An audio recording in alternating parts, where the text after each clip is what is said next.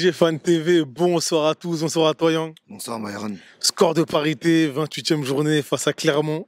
Le Paris Saint-Germain a eu chaud un petit peu, c'est le cas de le dire.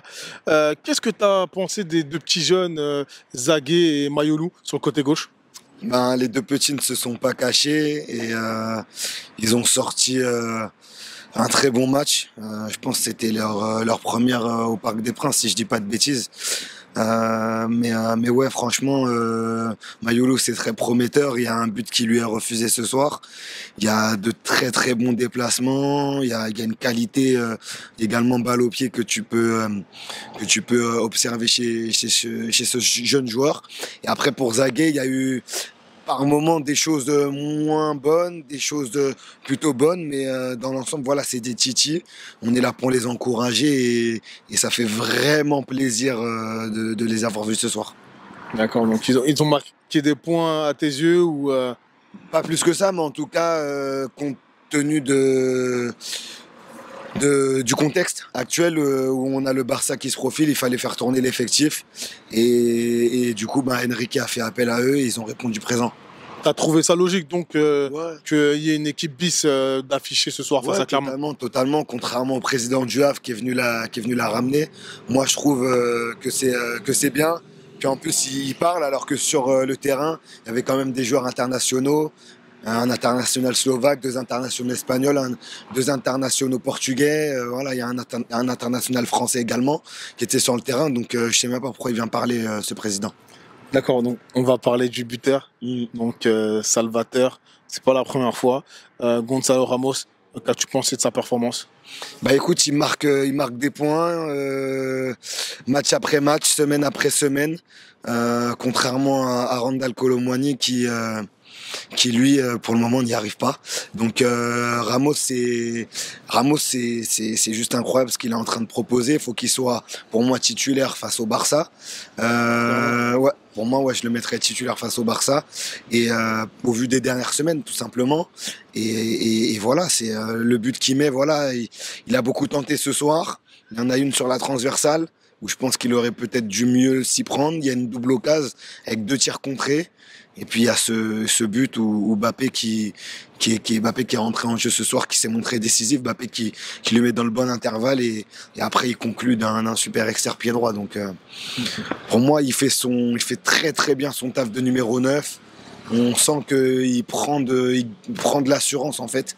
Il prend de l'épaisseur également sur le front de l'attaque. Donc pourquoi pas le mettre titulaire contre Barcelone, Gonzalo Ramos. D'accord, mais j'ai cette impression qu'il faut forcément qu'il soit entouré ou qu'il y ait de la vitesse autour de lui pour qu'il puisse s'exprimer.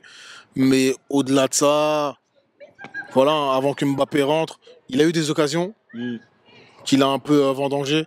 Donc voilà, mon regard il est un peu mitigé par rapport à ce joueur, même si il est clair qu'il marque des buts qui sont décisifs dernièrement. Écoute, ça c'est ton avis. Après, par rapport, comme j'ai dit, par rapport aux dernières semaines, on ne peut occulter le fait que le bonhomme il est performant. Il a marqué face à Marseille, il a marqué ce soir. Il avait marqué déjà en février ou mars contre Rennes, contre Lille.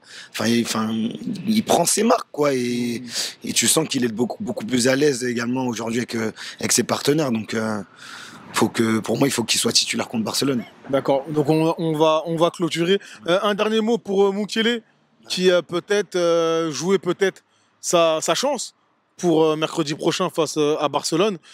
Comment vois-tu ce qui s'est passé, sa sortie un peu prématurée, enfin un peu prématurée tout quand même? C'est dommage parce que c'est un joueur, le mois dernier, j'ai parlé du fait qu'il jouait pas beaucoup, qu'il avait très peu de temps de jeu. Là, ce soir, comme je l'ai dit, il y avait un contexte un peu particulier où il fallait faire tourner cet effectif au maximum et reposer certains joueurs majeurs de l'effectif. Enrique, je trouve, a très bien géré ça.